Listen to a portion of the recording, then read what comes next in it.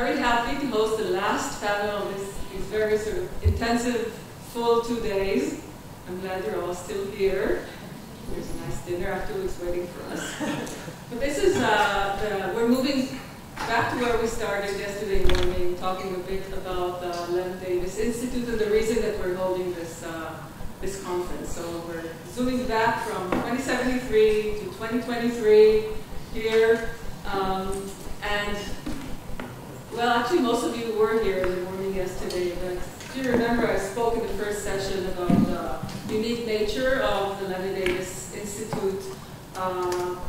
As a research institute, has these three rather unique, different but interrelated tasks of both doing the cutting-edge research and IR, promoting graduate education, and advancing public knowledge. And I also said that over the years we've adopted a very open and broad interpretation of what international relations is in terms of the things we want to focus on.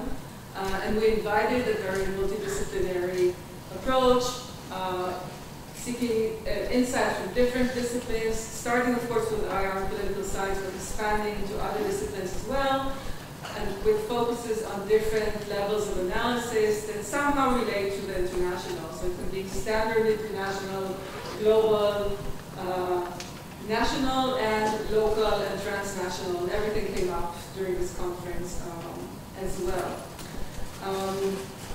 I think in part because of this, over the years, the different directors of this institute have left their unique mark on the institute and gave their own interpretation for what this broad definition of international relations is and what we should focus on and what a research institute should be focusing on among all these different things that we are trying to promote at the same time. So in the spirit of reflection of the past 50 years, what we wanted to do in this roundtable is to bring four of our former directors, distinguished directors, excuse me, of the LDI. Microphone. And we're also very much delighted to have with us Mr. Alan Davis here, the real Davis, who said this in the morning.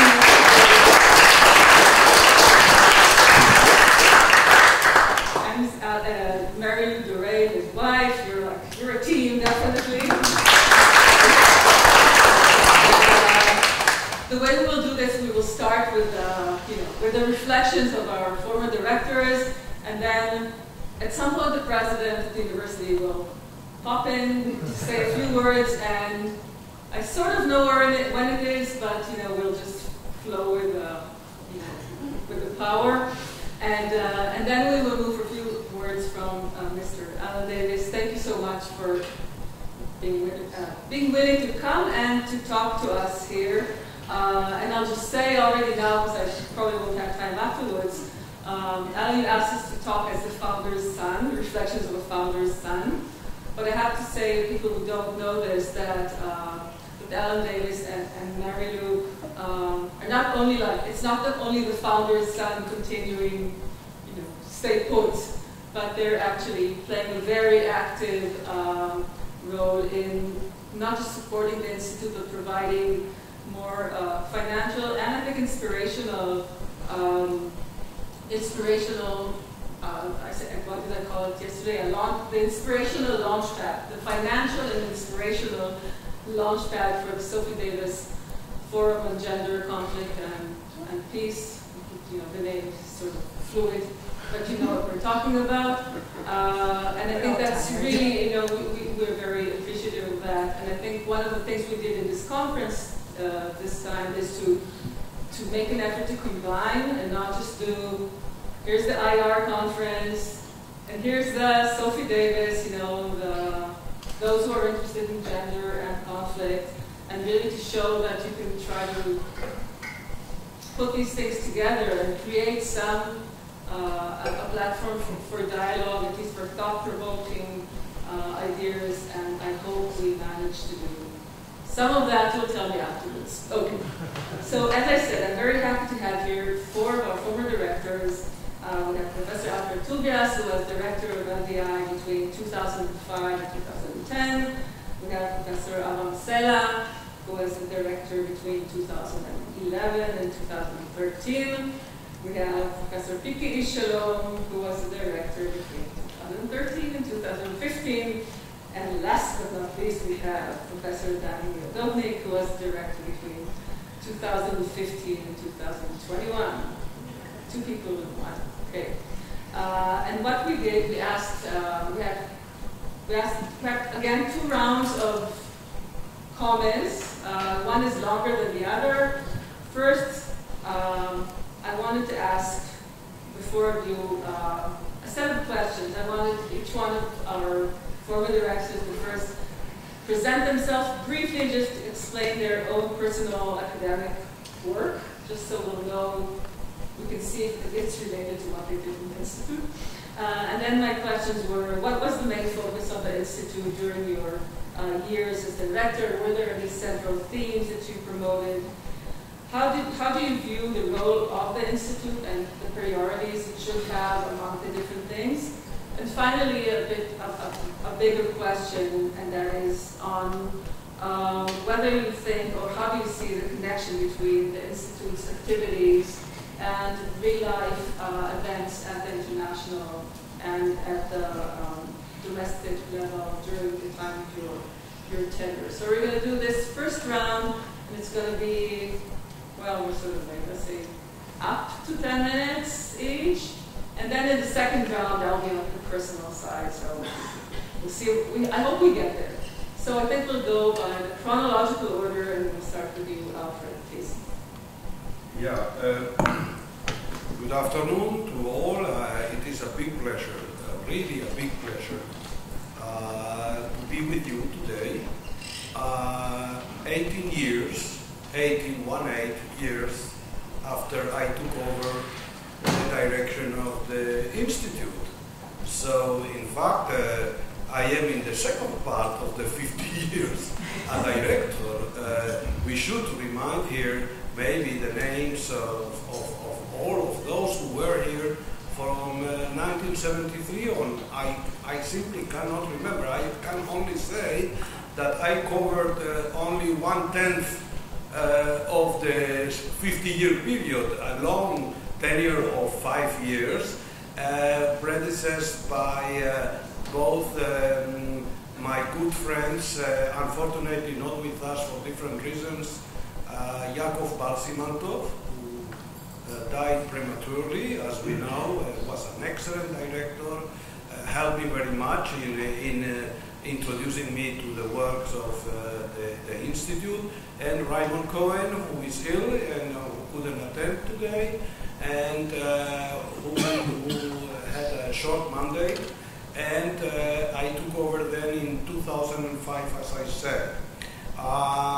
During my 5 years, I concentrated on what I felt could be my best contribution to the reputation and to the innovation to be introduced by this Institute of International Relations, which I must say, by the time I took over, was already famous and known all over the world. And I am not exaggerating. So it was a pioneer institute when I took over already. What I'm going to say is not to diminish what was done before, simply what the new things I could contribute were done under my tenure. And all naturally, they are in the realms of international organizations and institutions because of my past in Geneva, where I sucked very much of the activity of this precisely international liberal order of Bretton Woods, as well as my knowledge of economics and international political economy. So all what I'm going to say has much to do with it. When I entered, I decided to launch what I called the World Governance Series, which was at the time quite innovating, I think. The idea was to introduce to the Israeli academia, public service, business sector, to the work of IOs, to the work of international organizations, which in my view were a neglected field in Israel in general, and that the LDI could take over as well. So we organized lectures, training workshops for public officials, and international organizations covered were the World Bank, the IMF, the European Union, the Council of Europe, the World Trade Organization, the OECD, and UNCTAD. And I must sign up here, because maybe for the future that gives an idea, that some of these organizations were interested in diffusing to the Israeli public what they were doing. That means that they were financing the trip of the people that would come here to diffuse this knowledge. So this is an important input that I want to give to this conversation. Then I opened an IPE, International Political Economy window, in the form of several postdocs and doctorate students working in the field and being based at the institute, be it Tal Sadeh, Yor Herman, Daniela Persin, Shai Moses, and Yair McLennan. I organized many international conferences, and also I was instrumental in bringing over current or former central bank governors to speak about their experience, be it from Switzerland, from Argentina, and from Israel. And then I involved academics working at the Department of Economics, which traditionally have not been very interested by what we do in the Department of International Relations for historical reasons, but I was instrumental in bringing over Ephraim Kleiman, Ephraim Halevi,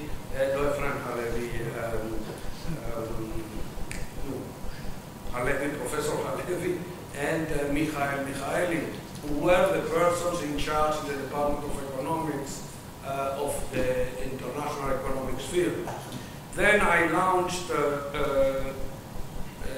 research groups inside the LDI, made up of 10 or less academics from different universities, meeting at the LDI over 2 years regularly around a given subject. Finally, I introduced a series called Current Events, and it was quite pioneering because we had one on global warming in 2005, which was quite pioneering. We had one on gender issues in international relations in 2005, trading services, proliferation of nuclear weapons. So I think we contributed to activate the discussion in Israel on this. Of course, I pushed the active participation of the Leonard Davis Institute in Mediterranean networks of think tanks that had been organized in the context of the Barcelona process by the European Union, that's Euromesco and FEMIS, and Professor Barsimantov, Sasson Sofer, Ari Katsovich, Yor Herman, and myself participated in these meetings. So we made of the Leonard Davis Institute a factor in those networks. The voice of Israel was being heard at travers of the Leonard Davis Institute, not the minor feat. Finally, of course, I thought it was very important to bring over top lecturers and luminaries of international relations, but more than that, bring also speakers not only from the United States or Europe, but from more faraway places or countries that didn't have diplomatic relations with Israel. So I brought over someone from Morocco and from Tunisia, which at the time was not an easy feat. I think that this is as far as my contribution is. The next question, I think I am going to answer in the second. What was the second? What did the Institute do? Or what? The impact of international events on your... Well, I think that it is obvious that I was very much impressed about what was going on at the time in Europe and the United States, the financial crisis. We organized several international conferences about the future of the euro, about the financial crisis. So economic subjects between 2005 and 2010 were central to international life. And I think that in general, we were very sensitive to what was going on those years. I would say years of transition, because we were switching from the wonderful decade of the 90s to the less wonderful decade of the 11th of September and the financial crisis that was in 2007-2009. And we had to cope with this. It was not easy. I must will speak about the difficulties we had at the time. Was that the second Intifada between 2001 and 2004-05 had an influence on some of the conferences that we had planned. I organized a Mediterranean conference about the Mediterranean, in which many important figures speaking about this had to come, and in the end, nobody came. Of those coming from overseas, one after the other canceled coming here. But not so much because of, say, hostility to Israel, that was part of it, but also because there had been a terrorist bombing several days before the conference. So in the end, we were wavering in suspending or not suspending the conference. And I remember Coletta Vidal was one of the key speakers from the Ministry of Foreign Affairs, said, go ahead, let's go ahead, let's not capitulate to events. And the conference was a success after all, in spite of the non-presence of the foreigners. Thank you. Moving on to Alba. Now we have to prepare the discussion. Yeah. So my main field is Middle Eastern studies, and especially the Arab-Israeli conflict. And when I started my term, which began in October 2010 and ended in exactly 3 years later, minus a few months, I think, that Galia replaced me because I had to go to the States. And I would like to thank you for this opportunity again for being the acting director during that time. When I started my term, I said to myself three main, some technical, some more academic objectives. One was to digitize all the publications related with the Davis Institute, including the Hebrew journal Politica, but also many other publications and occasional papers that were written along the years. And this entered into action, and I hope that it continues. I never followed. The second thing was to make sure that the fellowships or stipends that doctoral and postdoctoral students received would be enough to make them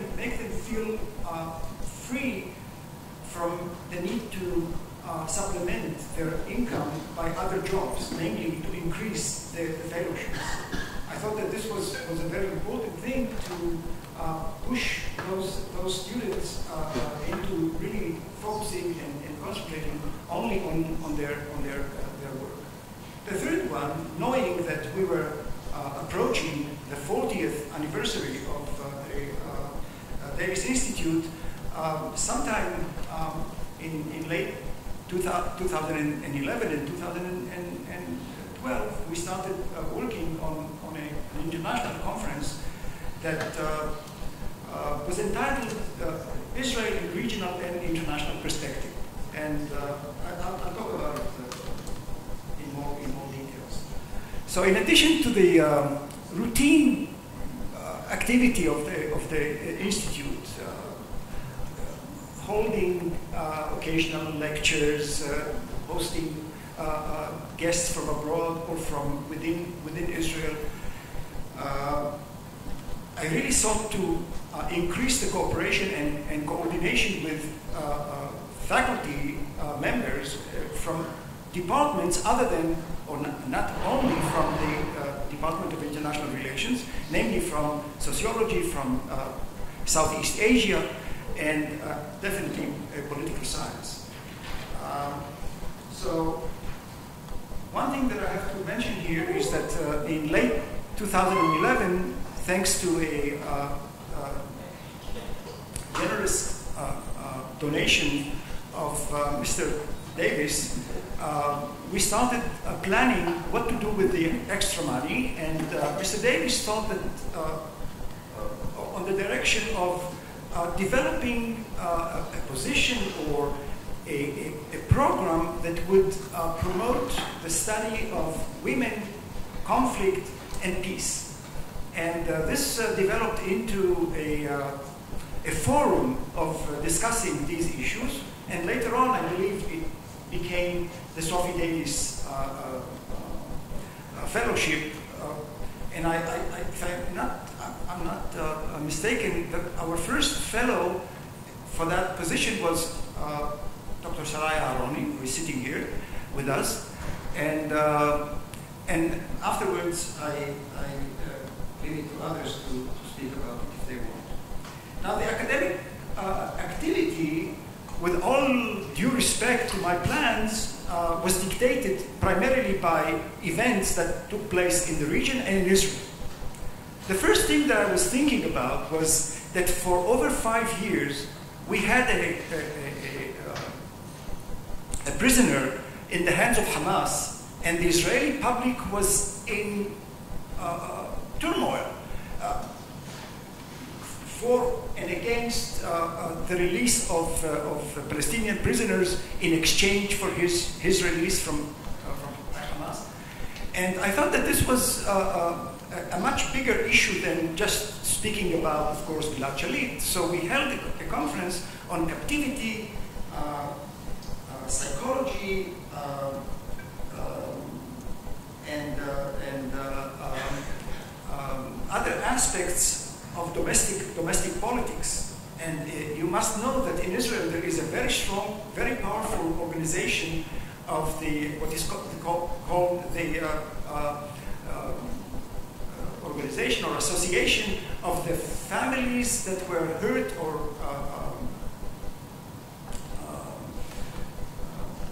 hit by terrorism, and they were very much against this. So I invited people from both sides to speak for it. I invited people from the Israeli Domestic Security Organization to give their point of view. And the discussion for a whole day was very, very emotional and very, very powerful. A few months later, by the way, Gilad Shalit was released, and so it was just in time. What I am taking responsibility for not doing is to publish the discussions in which people participated. Those who participated came from law, from psychology, from other fields, and including one who was a captive himself in the Syrian activity after 1973. Now, of course, this was one issue. The second issue that we had no choice but to enter into and adopt it was the Arab uprisings that started in late 2010 and continued. And so we held a conference together with the Political Science Department in May 2011, and then it developed into an international conference in June 2012, in which we invited really leading scholars of political sociology, and at the end or after that conference, it led to the publication of this book by Oxford University Press in 2016, which was entitled Popular Contention, Regime and Transition. It tried to bring into a comparison all kinds of cases around the globe with the Arab Spring, as we call it, and try to understand what can we learn from this one on the others, and what we can learn from other cases about the Arab Spring and where it was heading to. And the third issue that was also dictated by the events was the Palestinian Authority's declaration of the Palestinian state, which I thought it was an issue that we had to discuss, again, legally, politically, economically. And this, to remind you, it came after a year and a half of efforts by the Prime Minister, Salam Fayyad, and the intention was to go to the United Nations and ask for recognition of the Palestinian state. In any case, the Palestinian state was declared, but the question, of course, was the question of recognition. And we listened to lectures by Palestinians, by Israelis, on both sides of all disciplines. And by the way, Mohammed Shtayyeh, who now serves as the Palestinian Authority's Prime Minister, was one of the participants. Now, for the 40th anniversary of Davis Institute, we again held 3 days conference. We invited about 20 scholars from abroad, and they discussed all kinds of aspects of Israeli decision-making, of Israeli economic issues, and of course social issues as well. Unfortunately, at the end of this conference, I didn't receive much acceptance or much willingness to undertake submitting papers so that we could produce something that I feel still very much remorse about, because it's very needed, kind of a collection of articles written by various people who focus on Israel, but from theoretical point of view and from comparative point of view.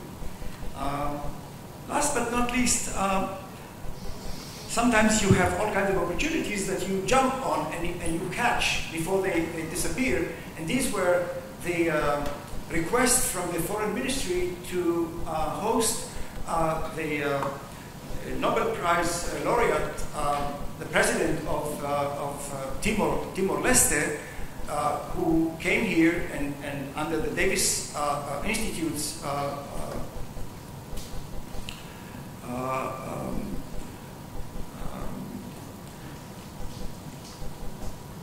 he spoke, and the turnout was simply amazing.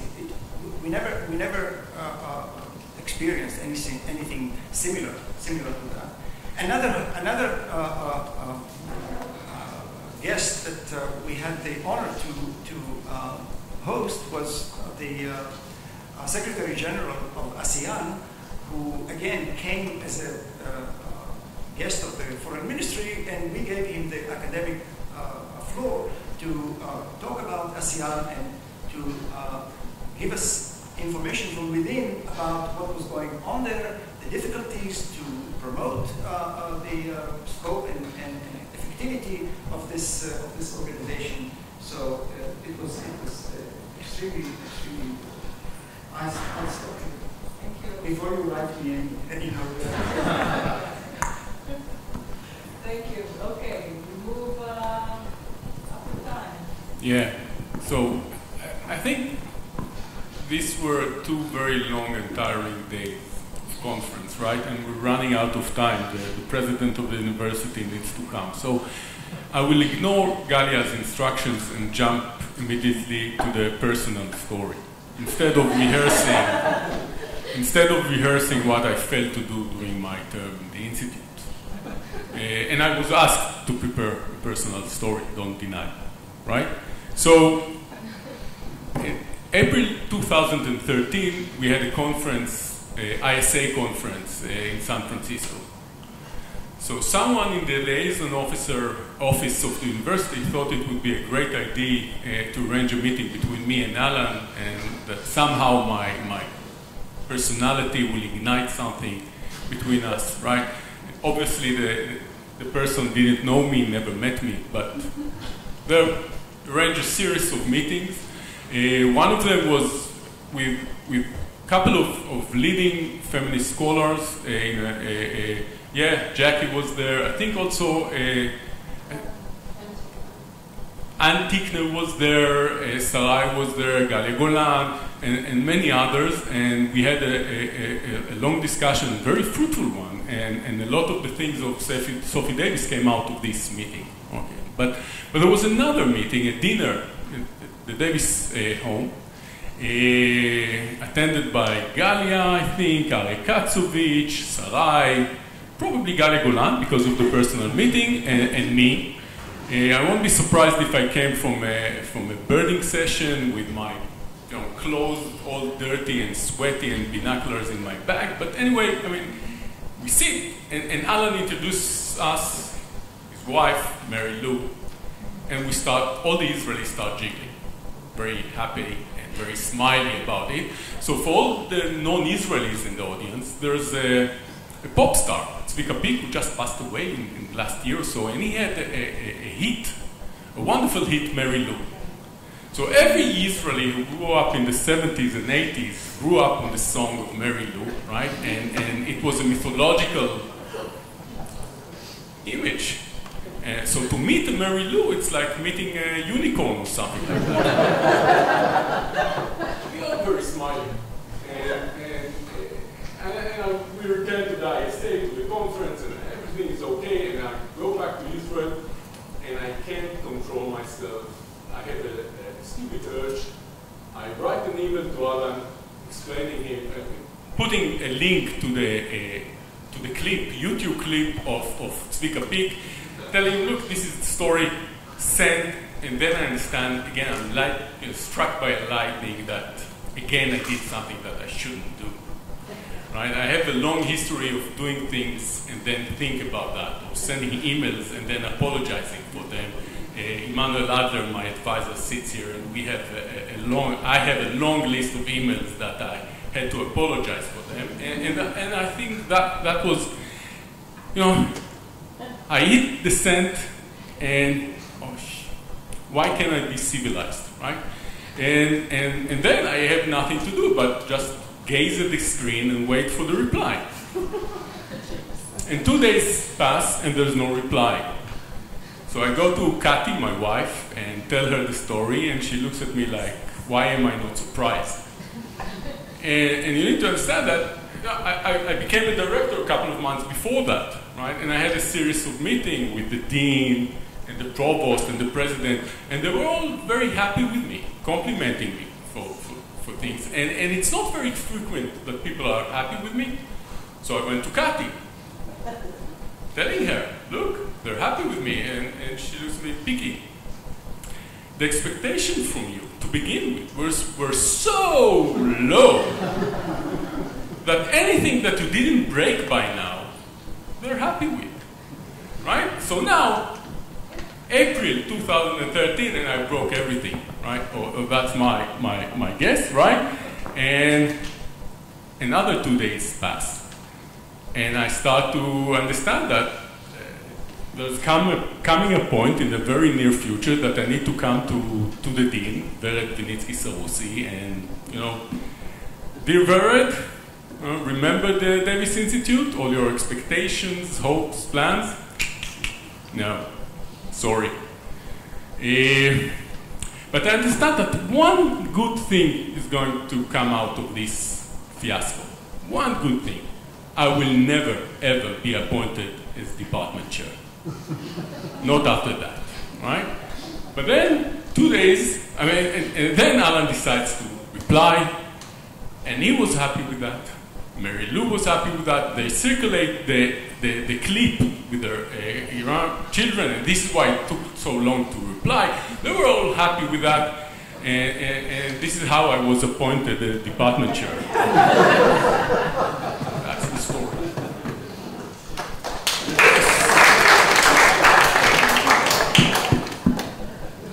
You just missed a few things that happened during your years.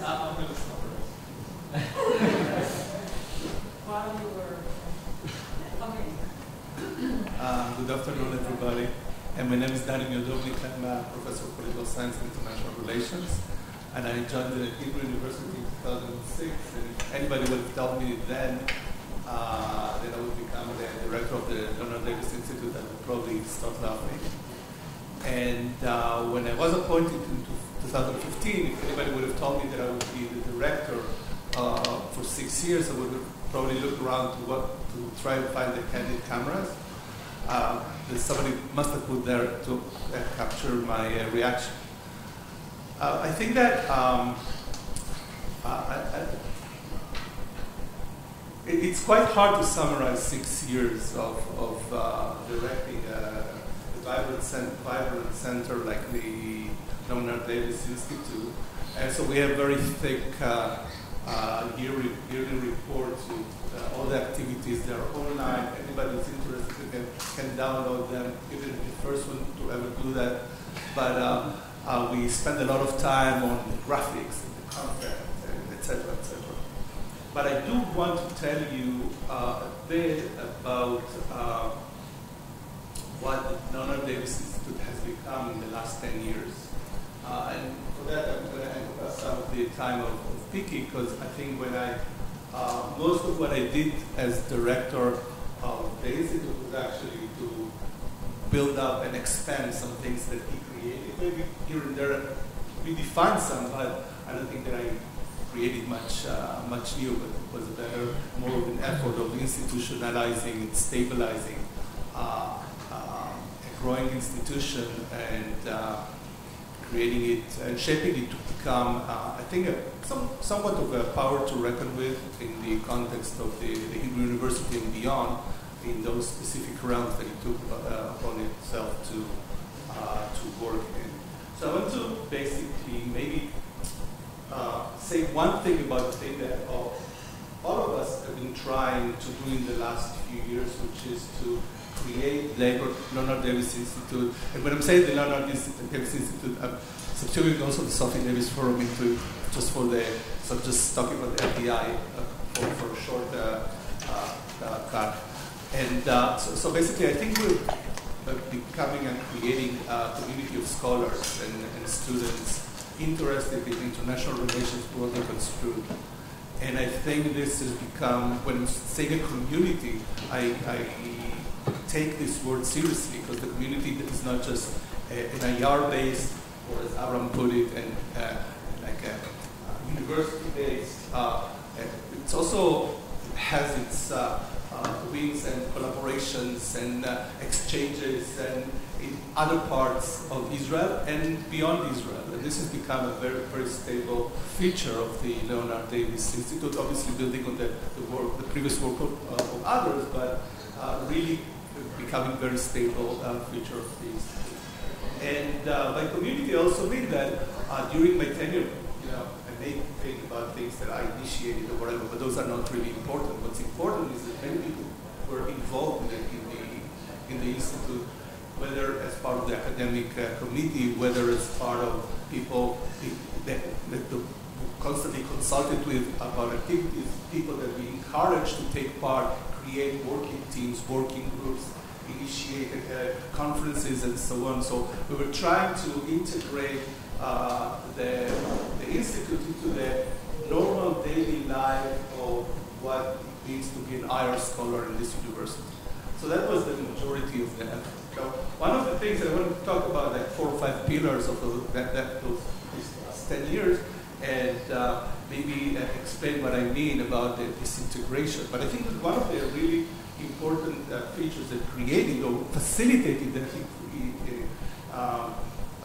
integration was the creation of the graduate student program within the LDI. So merging basically the graduate level education with the research and making those units that were once conceived as separate. Here you have PhD students, and here you have IR scholars or IR professors or whatever doing the work of the institute or in the institute as being part of the same unit. And I think this created I'm looking at the faces of people here. There are so many people that are and were members of this program, and I think this is becoming a huge resource both for IR research in Israel and beyond. And you can look at all the important and meaningful international conferences that you see all the time. Graduate students of the LDI graduate program presenting, publishing, etc. So it's created a huge, impressive visibility of this program.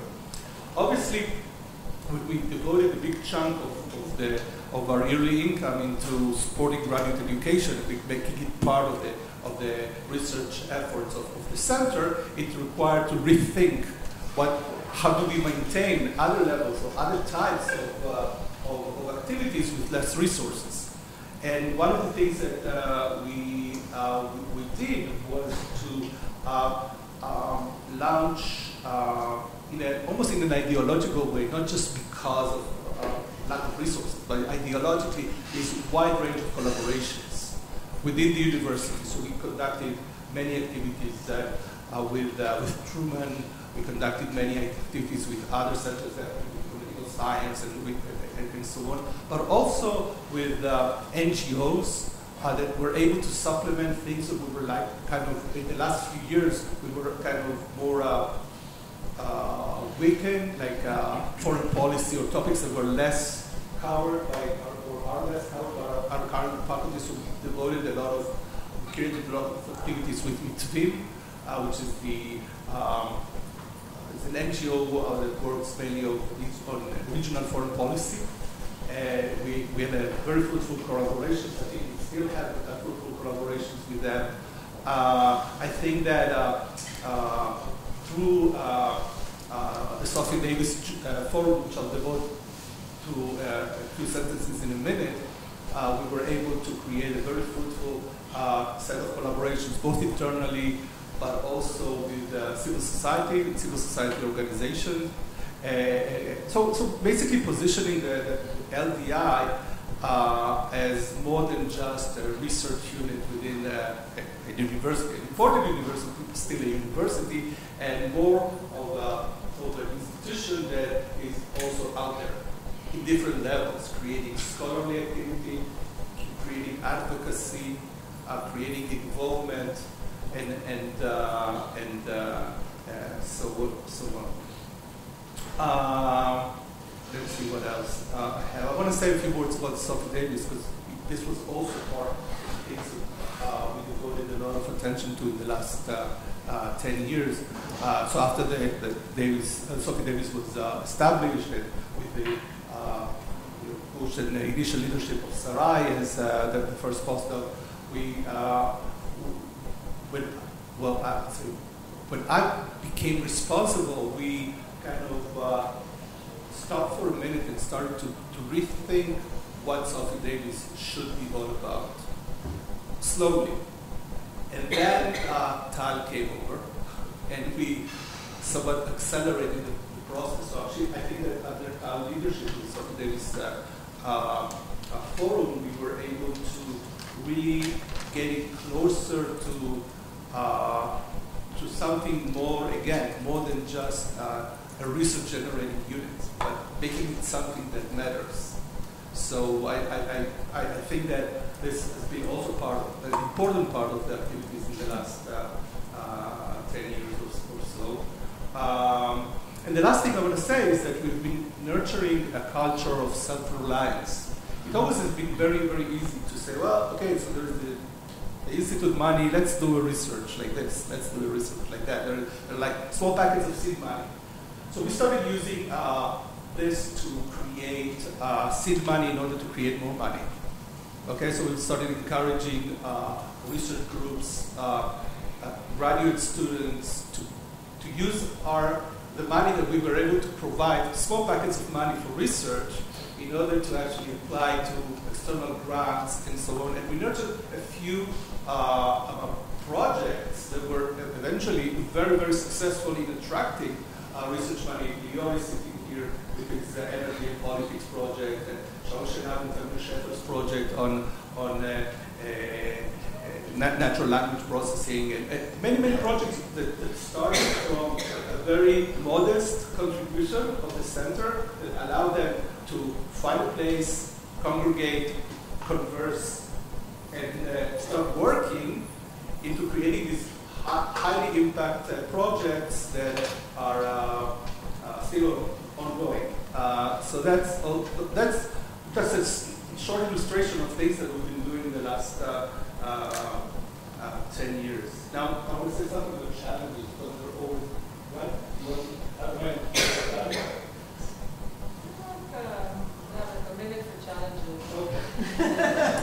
So, politics is always a challenge, and being a political person, it's always, for me, and I'm going to myself, it's always been a challenge how not to cross the boundaries between what I should be doing and without embarrassing the university. So I think we did well in the last few years, and we minimized the embarrassments. But there were challenges. So for instance, there are challenges of the fact that you're creating or maintaining a research center in a place like Jerusalem, and you have international guests, and they're coming in, and you want to have a really interesting field trip to East Jerusalem, and all of a sudden you need to get all kinds of permits and security and all of that, and you're not going to East Jerusalem with security, etc., because it doesn't make sense.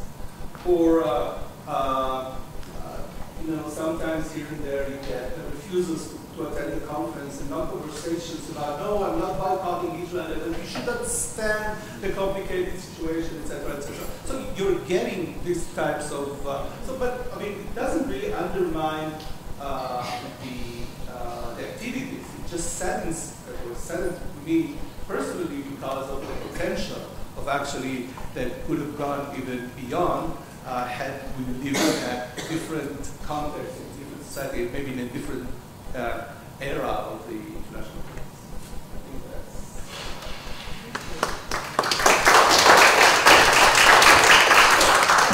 I think we have time for 2 minutes of a personal anecdote, that it's not fair that only Vicky gets to have fun. No, you lost your right to comment. So yeah, Alfred,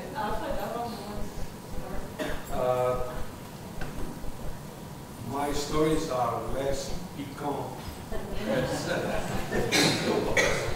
picky, but I was particularly fond to find myself during a conference we had organized in Beit Meyerhof after the conference around the table with 3 central bank governors, which for me was a feat. Stanley Fischer, Jakob Frenkel, and then Jean-Pierre Roth from the Swiss National Bank. I don't usually have lunch with 3 central bank governors discussing about it. So that's my personal anecdote, I guess. Everyone gets excited about something different. The appointment as director of any research institute really becomes something of a choice. What to do with it? You can do more, you can do less. You can actually do nothing and simply get the 10% addition to your salary. Of course, there's something to do because you need to conduct meetings of the academic committee, to distribute money to doctoral and postdoctoral students. These are the routine things. And from time to time, if somebody wants to speak, you give him the floor, or you give him the opportunity to do that. The issue starts with organizing conferences and really bringing up and discussing issues that were not very much on top of the agenda. I come from Department of International Relations, and for many years I felt that the department was interested in all the problems of the world, but not with the problems of Israel. So when I became the chair of the department in 2003, I suggested and introduced a major course for third year BA on Israel in regional and international perspective, and for many years we taught it to professors at the same time. And unfortunately, along the time, it became less and less popular because the marks were low and the students complained, and it didn't fit with their theories, and all kinds of complaints that you would not believe why and how this program simply disappeared. So, as a director of the Davis Institute, I felt naturally that, especially given the problems of the time, that it was my duty to bring it in and discuss it openly, also as a contribution to the community, not to forget the contribution to the academic community. Unfortunately, and I felt it at that time also, that even when we dealt with the issue of Palestinian state, with legal, political, economic aspects, it was very, very, how to say this, very distant from most of the faculty, at least my department, political science department, and all those who participated or attended were a few students and people from the community, people who used to come to the Hebrew University and listen to lectures and conferences and so on and so forth. So in a way, it gave me an angle to look at how little the Israeli public or the Israeli academic community as a whole, how little attention it gives to the most important element in our neighborhood, just next to beyond the hill. But this is something you have to live with, especially when you deal with this very unpleasant issue called the Israeli-Palestinian conflict. Danny, do you mind following your personal story until the residence? It's here. I'm not sure if he's not coming in. I'll tell you a story of my biggest failure. There is a series of very thick files in the Israel National Archives titled the Leonard Davis Institute Oral History Project. So it turns out that in the 80s there was a very serious project. Much of the resources of the institute were devoted to it, during which that period, more than 100 key people in the Israeli foreign policy field, and in the security field, etc., were interviewed. Long interviews, several sessions, many recordings for each of these people. And I think there are 110, 113 files or something like that. But as oral history goes, unless somebody records it, it disappears. So oral history, sometimes in organizational memory, coincide unless somebody tells me something about it. So at some point I started getting, once in a while I would receive some inquiries. Some researcher would call me and say, hey, I heard that there are this and this files, or this and this interviews that were conducted by the Leonard Davis Institute. What do you know about it? I said, nothing. Then I would get another one. What do you know about it? Nothing. So then I started looking around. And it turns out this is one of the most interesting plots in the history of the Leonard Davis Institute. How come the Leonard Davis Institute doesn't know or even forgot about the existence of this project? And as it turns out, there were two phases to this episode. One, in the early 90s, when the state of Israel realized that the Leonard Davis Institute holds some treasure that was never declassified and requires immediate attention. So they passed a government decree in 1993 that the Leonard Davis Institute needs to transfer all the files to the state archives. The files were transferred to the state archives to a room within the state archives with a locked key. And the key was given to the director of the Leonard Davis Institute. And this could have gone quietly and forgotten like some ancient episode. But at some point, Simcha Divitz decided that he wants to write his memoirs. And he remembered that at some point or other, he was interviewed by someone in the Leonard Davis Institute and said, hey, I want my notes. I want to look at them in order to write my memoirs. So somebody came from the state archives and said, well, why don't you give me the key? Because somebody needs to get into the room. And the director of the Leonard Davis Institute said, no, it's our interviews. Nobody goes into that room but us. So, well, then you cannot go into the room because this is unclassified material. So if it's unclassified material, nobody goes to this room. And this episode started, and I think eventually Hanoch Gottfried, who was the president of the Hebrew University, told the director, I think it was Son Sofer, who actually was insistent in refusing to transfer the keys, to give him the keys, and Hanoch Gottfried gave the National Archives the keys, and that was the end of the recorded history of that book. But then there were continuations because of all kinds of attempts to actually declassify, to claim the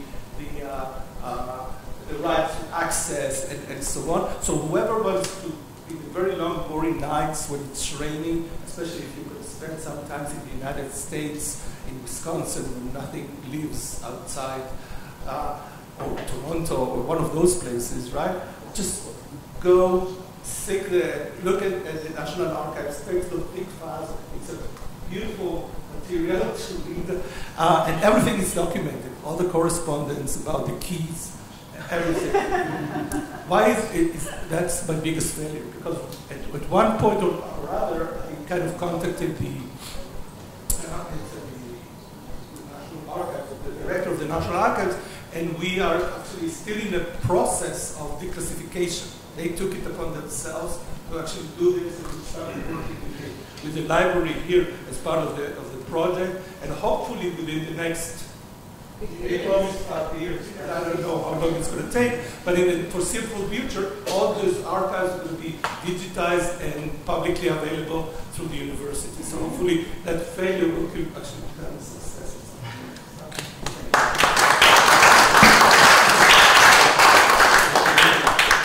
When the project began, the idea was that it would be declassified after the death of the interviewees. They all died. And I don't know.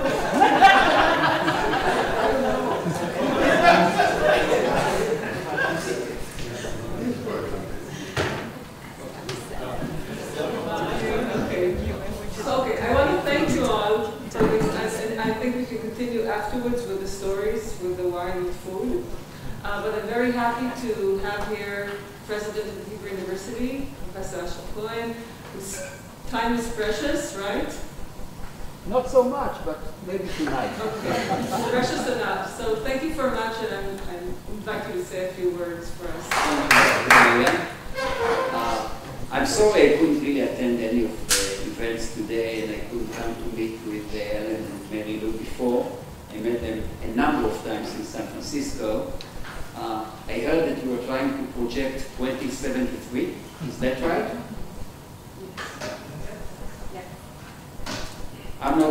projector of the future, and I'm not in this field at all, but the only one thing that I could think of, by the way, is that when you project something into the future, you also have to consider where you are at the point of projection.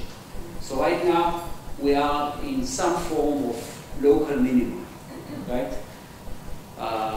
Liberal democracies are not flourishing. That colors every projection, just as if I was thinking maybe in the 90s.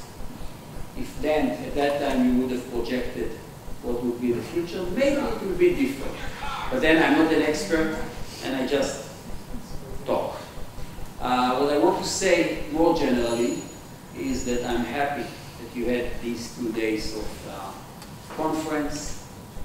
As you keep doing really insightful, important things in the world of international relations and everything that is around it. And I'll meet you outside so that we can talk. Thank you very much.